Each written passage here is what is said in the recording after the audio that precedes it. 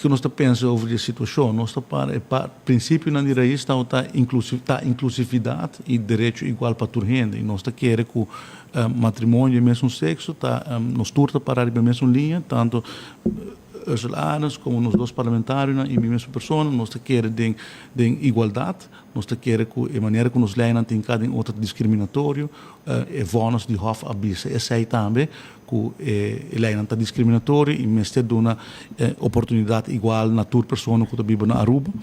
E no mesmo momento também me quero assim que se você analisar o veredicto de Hof, Hof vai um tique leu no sentido que o por bisa que sabe está uma decisão que eigenlijk está de wetgever e não de juez, mas isso é ponto principal, para pôr a discussão que tem a stake, que se nós está para matrimônio igual, nós está saída parte do princípio da raiz e hora nós temos saída nos pensamentos e é hora que o governo junto com os parlamentários está fijando nos posição como país.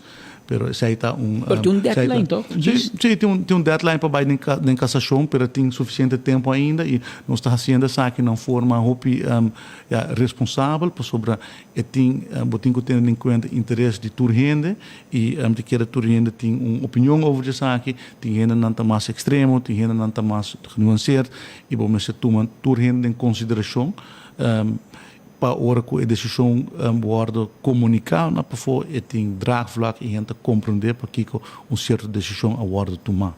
Pero nota kita foco com raiz da waca saque em nome de solidariedade também com nos parlamentários Micheremos afirma também a iniciativa de senhor Miguel Manzur. Dus para dar conteúdo na senhora Misha afirma petição é um confirmante de lei de iniciativa de senhor Manzur. Pero com principial raiz da ribeção de imaginar uma situação como MEP diz nós internamente, so de MEP tem gente que está for, tem gente que está contra. A ideia é essa, não? O partido mais grande sempre portem tipo de discussão aqui. Imaginava que o MEP não pode vender que está lá que é caso e não está bem em cassação. Com principial raiz está de um caso assim. Não, a mim te quero que não por antecipar e você não quer antecipar e você não tem momento para papel over você para estar honesto. Me diz assim que nós está tomando essa aqui sério e nós está papeando openly com todos stakeholders nós e me tá quero que nós chegue a resultado que está aceitável para toda gente. Nós sabemos sempre que esse aqui está ponto que e me quer ter conta para cada partido no seu aqui do passado também tempo de registrar partnership que toda gente vota segundo a mesma consciência. Dus que nada me tá com diferentes partidos a vota diferente sobre algo que cada gente mesmo vota segundo a consciência.